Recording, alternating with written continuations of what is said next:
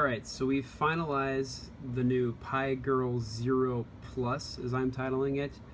It's based on Adafruit's PiGRRL Zero, and then my rendition of the several versions that include a speaker system and an amplifier and standoffs. This is a different version that actually has a larger screen, so we've upgraded the screen from a 2.2 inch screen to a 3.2 inch screen. So as you can see here, here's the size comparison between a 2.2 and a, so this is a 2.2 and then that's the 3.2. So much larger screen.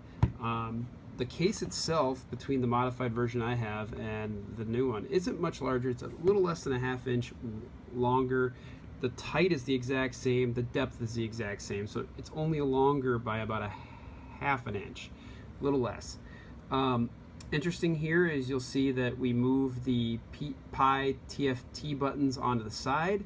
I've actually made them a PLA style that matches the case color. You can see these buttons right here. They look about like that. So they're just these little style buttons that fit in the case. They're pretty tight. You loosen them up right when you print them and then they tend to fit okay. Some interesting things as just to point out as I made this device. So first of all, the screen's a lot brighter, as you'll notice, much brighter than that screen.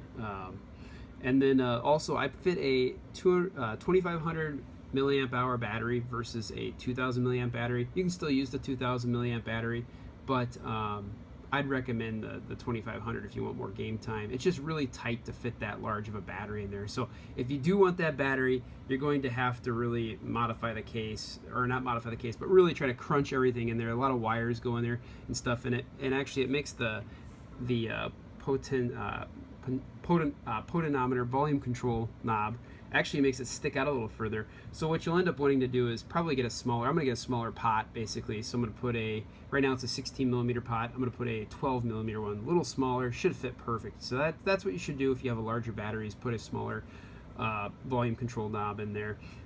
Something else to keep in mind is this gamepad, the PCB gamepad on the D-pad, to fit with the screen size was really tight. I didn't want to extend the case any further than I could, so I essentially crunched this in, and it kind of sits a little bit above the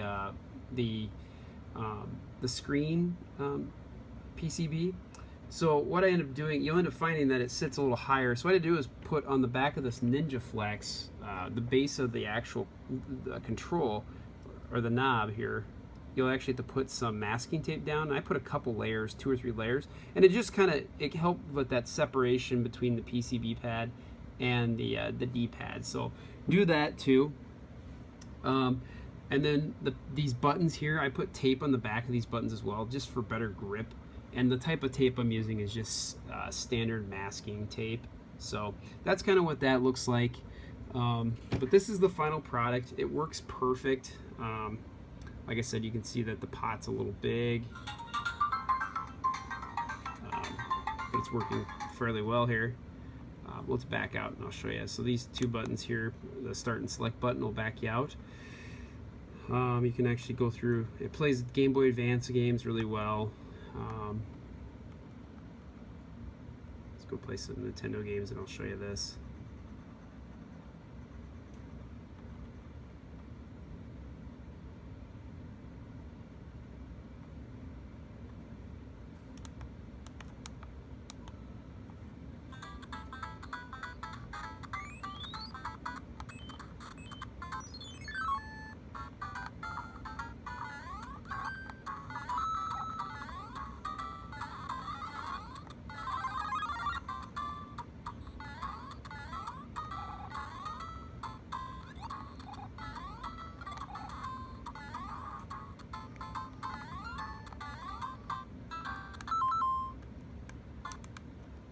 So that's Nintendo. It works with pretty much about every emulator up to before Nintendo 64 and PS1. I got one PS1 game to work, but that's essentially the new, I call it the PiGRRL Zero Plus with the larger screen. if you're interested in printing these out, I'll have all this out on Thingiverse. You guys can download the case and do it and work on it yourself or modify it however you see fit.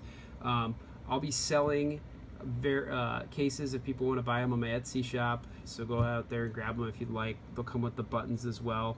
I'll probably look at doing some black buttons, the Ninja Flex style here as well, if people are interested in that. So just give a couple variations of that, but I'll be selling cases soon, and then I'll actually make these if people want to make them. I already make these for anybody who's interested as well, but if somebody doesn't want to go through the effort, I'm willing to make them. I do charge for what they are and how long they take to build. So but check it out, and if you like the video, please hit me up with a like. Thank you.